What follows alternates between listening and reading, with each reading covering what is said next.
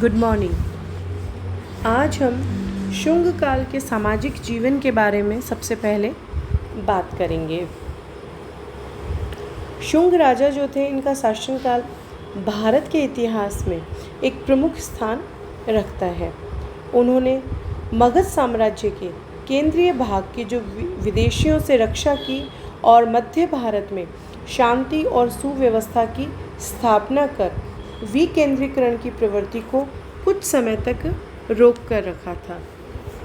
मौर्य साम्राज्य के जो ध्वंसावशेष थे, उनके ऊपर उन्होंने वैदिक संस्कृति के आदर्शों की प्रतिष्ठा की और इसी कारण उनका शासनकाल वैदिक पुनर्जागरण का काल माना जाता है। शुंगकालीन जो समाज था, वो उसमें वर्णाश्रम व्यवस्था के ऊपर वो आधारित था। इस समय समाज में परंपरागत 4 वर्णों के अतिरिक्त अन्य बहुत सी जातियां पैदा हो गई थी। जाति प्रथा की जटिलता बढ़ गई। मौर्य युग में बौद्ध धर्म के प्रभाव से वर्णाश्रम व्यवस्था को ठेस पहुंची थी। अधिकांश लोग अपने सामाजिक कर्तव्यों की उपेक्षा कर भिक्षु अथवा श्रमण जीवन व्यतीत करने लगे थे। परंतु शुंग काल में फिर से वर्णाश्रम धर्म व्यवस्था जो है उसको व्यवस्थित किया गया।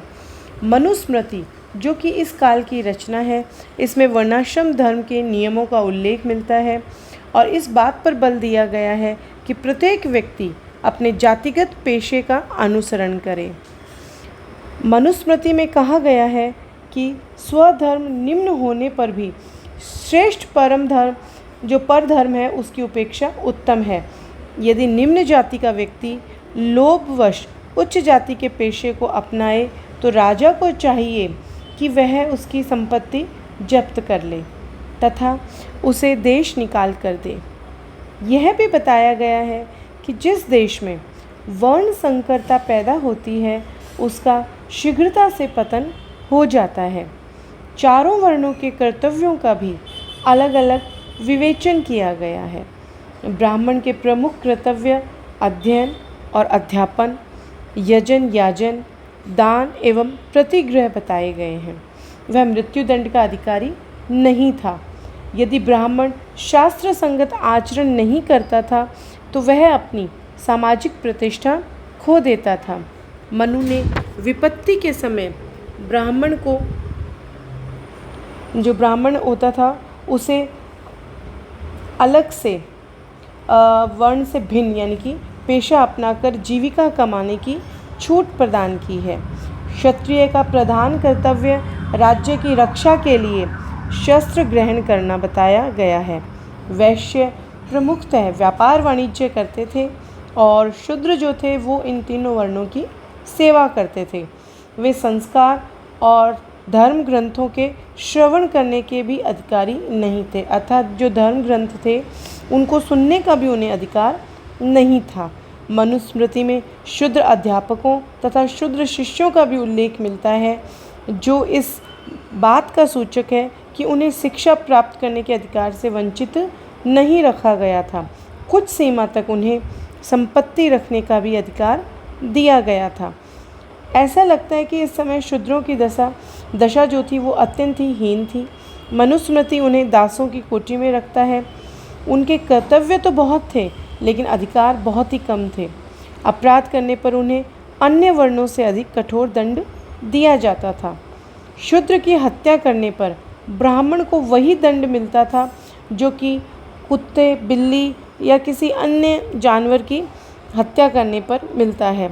जातक ग्रंथों से भी पता चलता है कि चांडाल समाज से बहिष्कृत थे तथा उनका दर्शन अशुभ माना जाता था। इसी प्रकार से परंपरागत चारों वर्णों के अतिरिक्त समाज में कई जातियां भी थी जो अंतर्वर्ण विवाहों के फलस्वरूप उत्पन्न हुई थी। शुंगकालीन समाज में स्त्रियों की दशा अच्छी थी। समाज में 8 प्रकार के विवाह प्रचलित थे: ब्रह्म, देव, आर्ष, प्रजापत्य, असुर, गंधर्व, राक्षस तथा पेशाच। अंतर्वर्ण विवाह भी होते थे। उच्च वर्ण का व्यक्ति निम्न वर्ण की कन्या से विवाह कर सकता था। इसे अनुलोम विवाह कहा जाता था। इसे शास्त्रों में मान्यता प्राप्त थी। मनुस्मृति में ब्राह्मण पुरुष का शूद्र कन्या के साथ विवाह की अनुमति प्रदान की गई थी और इस अनुलोम विवाह के जो विपरीत विवाह होता था उसे प्रतिलोम विवाह कहते थे और शास्त्रों में इसे निंदनीय माना गया था। सगोत्र और सपिंड विवाह वर्जित थे। तलाक की प्रथा नहीं थी क्योंकि मनु ने विवाह को आजीवन निभाई जाने वाली एक संस्कार जो है ये माना था। इसी प्रकार से मनुस्मृति में पत्नी का परित्याग करने वाले पति को दंड देने के लिए राजा को सलाह दी गई है। नियोग प्रथा प्रचलित थी तथा विधवा विवाह भी होते थे। मनुस्मृति में एक स्थान पर कहा गया है कि जहाँ स्त्रियों की पूजा होती है वहाँ देवता निवास करते हैं तथा जहाँ उनकी पूजा नहीं होती वहाँ सभी क्रियाएं निष्फल हो जाती हैं। समाज में सती प्रथा के प्रचलित होने का उल्लेख नहीं मिलता है। इसी प्रकार से अगर हम बात करें आर्थिक जीवन की तो कृषि और पशुपालन जो थे वो इस समय भी आर्थिक जीवन के प्रमुख आधार थे। वैश्य वर्ण के लोग ही प्रमुख रूप से कृषि और पशुपालन का कार्य करते थे। देश में अलग अलग प्रकार के व्यवसाय और उद्योग धंधे फैले हुए थे। बौद्ध ग्रंथ मिलिंद पन्नों में अनेक व्यवसाय जो थे इनका उल्लेख हमें मिलता है। श्रम विभाजन का सिद्धांत प्रचलित था तथा व्यवसाय आनुवंशिक होते थे। प्रमुख नगरों में व्यापारिक तथा व्यवसायियों की श्रेणियां थी। जातक ग्रंथों में 18 श्रेणियां जो हैं इनका उल्लेख मिलता है। इनके अलग अलग व्यावसायिक नियम थे। देश में व्यापार उन्नति पर था और पाटलिपुत्र, कौशाम्बी, वैशाली, हस्तिनापुर, वाराणसी तथा तक्षशिला प्रमुख व्यापारिक नगर थे। इसी प्रकार से भृगुकच्छ, सुपारक, ताम्रलिप्ति प्रमुख व्यापारिक बंदरगाह थे। समुद्री व्यापार के लिए बड़े बड़े जहाज़ों का निर्माण होने लगा जिससे पोत निर्माण इस काल का एक प्रमुख व्यवसाय बन गया। रेशमी वस्त्र, हीरे जवाहरात, हाथी दांत की वस्तुएं तथा गरम मसाले आदि बाहर भेजे जाते थे। व्यापार विनिमय में नियमित सिक्कों का प्रयोग होता था। स्वर्ण मुद्रा को निष्क, दिनार, सुवर्ण आदि कहा जाता था। तांबे के सिक्के काशार्पण कहलाते थे। इसी प्रकार से चांदी के सिक्के के लिए पुराण अथवा धारण शब्द आया है। अब हम बात करेंगे शुंग काल की धार्मिक दशा के बारे में। शुंग राजाओं का शासनकाल वैदिक अथवा ब्राह्मण धर्म के पुनर्जागरण का काल माना जाता है। इस काल की रचनाओं में श्रमण विचारधारा तथा अतिशय अहिंसा जो है इसका विरोध देखने को मिलता है। वैदिक यज्ञों का अनुष्ठान पुनः प्रारंभ हुआ। स्वयं पुष्यमित्र ने 2 अश्वमेध यज्ञ किए थे। यज्ञों में पशु बलि की प्रथा पुनः प्रचलित हुई। ब्राह्मण धर्म को राजकीय संरक्षण प्रदान किया गया तथा वैदिक कर्मकांडों के अनुष्ठान पर बल दिया जाने लगा। इसी समय यह सिद्धांत प्रतिपादित हुआ कि जीव ही जीव का आहार है, अर्थात जीवो जीवस्य भोजनम, तथा यज्ञों में की गई हिंसा नहीं होती है।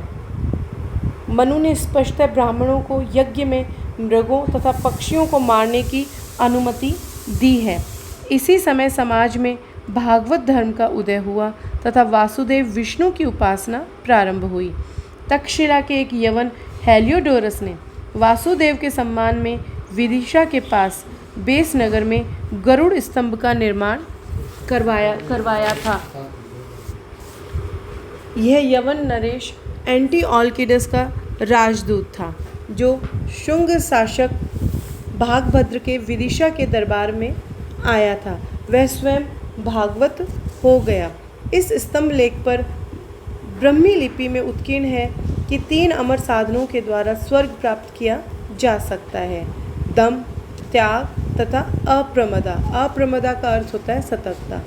इसी समय मथुरा के समीप मोरा नामक स्थान से प्राप्त प्रथम शताब्दी ईस्वी के एक लेख से ज्ञात होता है कि तोष नामक किसी विदेशी स्त्री ने संकर्षण, वासुदेव, प्रद्युम्न, श्याम तथा अनिरुद्ध की जो मूर्तियां थीं इनकी स्थापना की थी। भागवत धर्म के साथ साथ पाशुपत संप्रदाय आदि का भी इस समय देश में प्रचार प्रसार हुआ। परंतु स्वयं ब्राह्मण धर्म के पोषक होते हुए भी शुंग नरेश अन्य धर्मों के प्रति असहिष्णु नहीं थे। उन्होंने बौद्ध मतावलंबियों को भी पर्याप्त सुविधा प्रदान की थी। शुंग काल जो था, इसमें संस्कृत भाषा का पुनरुत्थान हुआ। इस वंश के राजाओं ने संस्कृत को पर्याप्त प्रोत्साहन प्रदान किया। इसी प्रकार से संस्कृत के पुनरुत्थान में महर्षि पातंजलि जो थे, इनका प्रमुख योगदान था। पातंजलि ने पाणिनि के सूत्रों पर एक महाभाष्य लिखा है। पातंजलि ने ऐसे लोगों को शिष्ट बताया है जो बिना किसी अध्ययन के ही संस्कृत बोल लेते हैं। इसी प्रकार से महाभाष्य के अतिरिक्त मनुस्मृति का वर्तमान स्वरूप जो था, वो भी संभवतः इसी युग में रचा गया था। कुछ विद्वानों के अनुसार शुंगों के समय में ही महाभारत के शांति पर्व और अश्वमेध पर्व का भी परिवर्तन हुआ था। Thank you.